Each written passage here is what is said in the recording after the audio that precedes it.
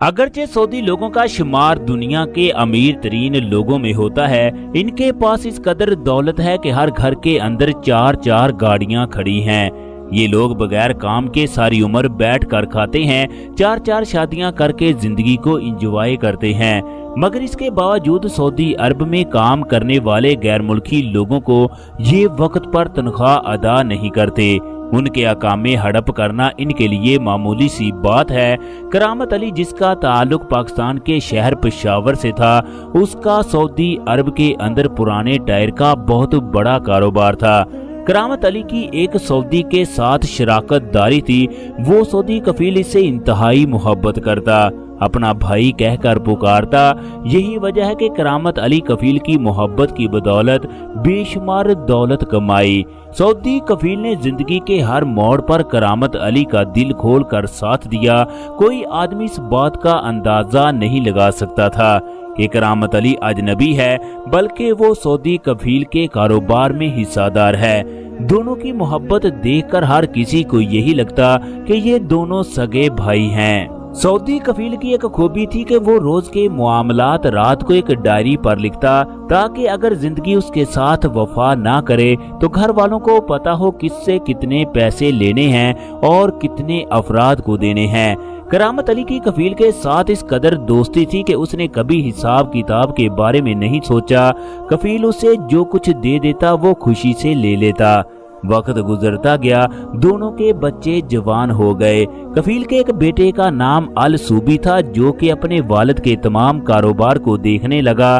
کرامت علی کے بچے بھی سعودی عرب میں رہتے، وہیں پر ان لوگوں نے اپنی تعلیم کو مکمل کیا۔ ایک دن کرامت علی دفتر میں موجود تھا کہ اس کے کندھے پر شدید قسم کا درد ہونے لگا۔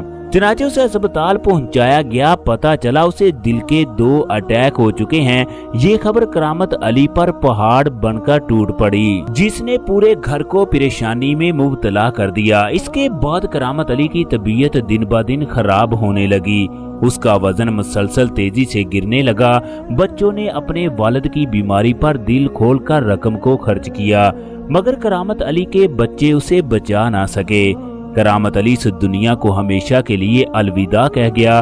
اب سعودی کفیل کرامت علی کے گھر کا خیال رکھنے لگا، ان کو وقفے سے رقم فراہم کرتا۔ سعودی کفیل کے دل میں اس کے بچوں کی محبت مزید بڑھ گئی، کیونکہ کرامت علی اسے بھائیوں کی طرح عزیز تھا۔ کفیل کے بچوں نے کئی بار منع کیا کہ اب کرامت علی اس دنیا میں نہیں رہا، اس کے بچے جوان ہو چکے ہیں، کاروبار میں ان کا جو حصہ بنتا ہے وہ دے کر ان کو رخصت کریں، ہم اس کمپنی کو بہت آگے لے جا سکتے ہیں۔ اس طرح 2 سال کا عرصہ ہو گیا۔ پھر کفیل بھی 1 مہینہ بیمار رہنے کے بعد اس دنیا کو چھوڑ کر چلا گیا۔ رخصت ہونے سے پہلے کفیل کا بیٹا الصوبی اپنے والد کے پاس بیٹھا تھا۔ سردیوں کے دن تھے، قریب ہی خیمے کے اندر آگ جل رہی تھی، کچھ راکھ ایک سائیڈ پر پڑی تھی۔ کفیل نے اپنے بیٹے کے سامنے اٹھ کر اس راکھ کو لیا، پھر اس کی مدد سے ایک دائرہ بنا دیا۔ دائرے کے درمیان سعودی کفیل نے ایک لائن بنائی، اپنے بیٹے کو کہنے لگا، الصوبی بیٹا میری بات سنو، کیا تم اس دائرے کو دیکھ رہے ہو؟ بیٹے نے کہا، جی بابا میں اس دائرے کو دیکھ رہا ہوں۔ تو کفیل کہنے لگا، بیٹا میری بات یاد رکھنا، جس طرح دائرے کے 2 حصے ہیں، اسی طرح کرامت علی کی اولاد بھی ہمارے ساتھ برابر کی شراکت دار ہے۔ کاروبار میں آدھا حصہ ہمارا ہے، جبکہ آدھا حصہ کرامت علی کے بچوں کا ہے۔ اب تم اس بات کے گواہ ہو، اگر میں اس پر رقم خرچ کرتا تھا تو وہ ان کے حصے میں آنے والی رقم تھی۔ میرے بیٹے کسی کے ساتھ ظلم نہ کرنا، ورنہ یہ نہ ہو مجھے آخرت میں اس بات کا حساب دینا پڑے۔ چنانچہ کفیل بھی اپنے دوست کرامت علی کے پاس پہنچ گیا۔ والد کی وفات کے بعد سعودی لوگوں کا ایک اصول ہے، گھر کے تمام حصہ دار اکٹھے ہو کر بٹوارے کا فیصلہ کرتے ہیں، جس کے حصے میں جو آتا ہے اسے دے دیا جاتا ہے۔ چنانچہ مقررہ تاریخ کو الصوبی کے بہن بھائی بھی حصے کی تقسیم کے لیے اکٹھے ہو گئے۔ الصوبی اپنے بہن بھائیوں میں سب سے بڑا تھا۔ وہ سب کو کہنے لگا، تم لوگ اکیلے اس کاروبار کے مالک نہیں، بلکہ اس کاروبار کا ایک اور بھی حصہ دار ہے۔ पाकिस्तानी करामत अली की औलाद भी बराबर की हिस्सेदार है।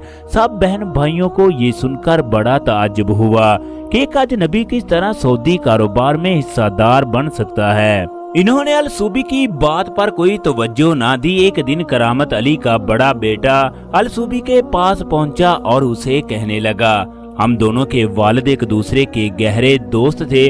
दोनों ने भाइयों की तरह जिंदगी गुजारी। अब हमारी ख्वाहिश है कि हमारा हिस्सा हमें दे दिया जाए ताकि हम अलहदा कारोबार कर सके।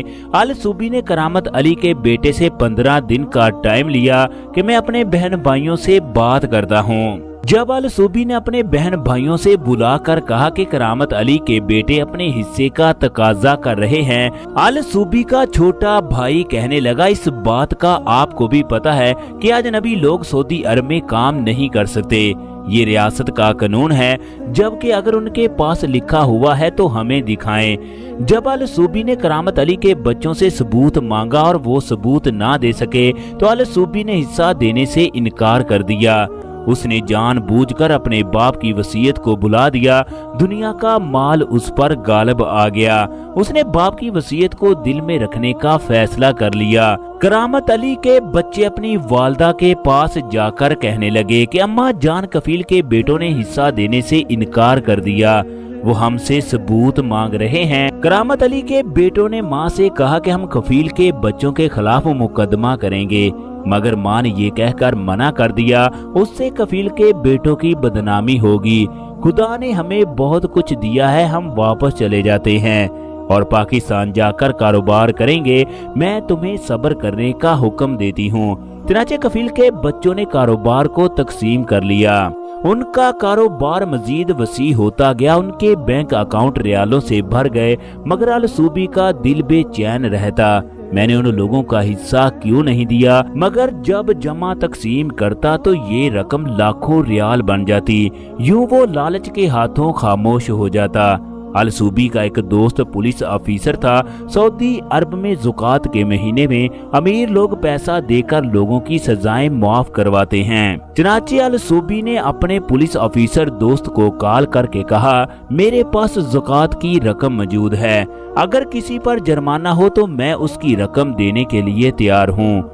पुलिस वाले ने अल सूबी को जेल में आने का कहा। चनाचे अल सूबी जेल में अपने दोस्त से मिलने के लिए चला गया। उसने अल सूबी को मुजरमों की एक लिस्ट दी। पहले नंबर पर करामत अली के बेटे की तस्वीर थी, जिसे देखकर उसकी आंखों से आंसू जारी हो गए। ये नौजवान कैसे जेल के अंदर पहुंचा?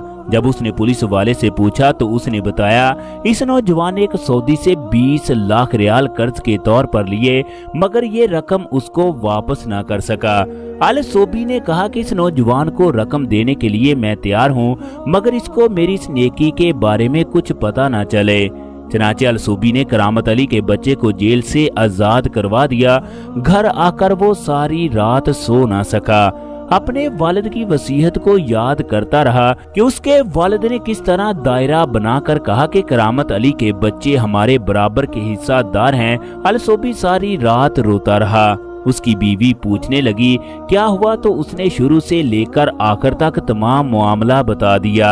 अल सूबी की बीवी कहने लगी, तुम खुदा का शुक्र अदा करो कि तुम्हें जिंदगी में खुदा ने सोच समझ अदा कर दी। चनाचे उसने वजू किया और 2 रकत शुक्राने के नफल अदा किए। सुबह तमाम भाइयों को इकट्ठा करके कहने लगा, हम लोगों से बहुत बड़ी ज्यादती हुई है। हमारे वालिद ने मुझे फलां नसीहत की थी, मैंने इस बात को तुम लोगों से छुपा रखा था। अब मैंने तुम लोगों को सच सच बता दिया है। मैं अपना हिस्सा उन लोगों को देने लगा हूँ। बाकी बहन भाई उसे रोकते रहे, मगर उसने उनकी बातों की कोई परवाह न की। अगले दिन अल सूबी ने करामत अली के तमाम बच्चों को इकट्ठा किया। उनसे माफी मांगकर कहने लगा, मैं अपने बहन भाइयों का कोई जिम्मेदार नहीं, मैं तुम्हारा हिस्सा तुम्हें देने के लिए तैयार हूँ। चनाचे अल सूबी ने आधा हिस्सा उनको दे दिया। एक बहन ने बाप को ख्वाब में देखा कि उनका बाप उनसे नाराज है। उसने दूसरे भाइयों को ये ख्वाब सुनाया तो दूसरे भाई भी ये रकम देने के लिए तैयार हो गए। इस तरह करामत अली के बच्चों को उनका हिस्सा मिल गया। ये रकम 10 करोड़ रियाल के करीब बनी। दोस्तों आज की हमारी वीडियो कैसी लगी? अगर आज की हमारी वीडियो पसंद आए तो वीडियो को लाइक और शेयर कीजिएगा। इसके साथ साथ आप लोग अगर हमारे चैनल पर नए हैं तो चैनल को सब्सक्राइब करना मत भूलिएगा। शुक्रिया।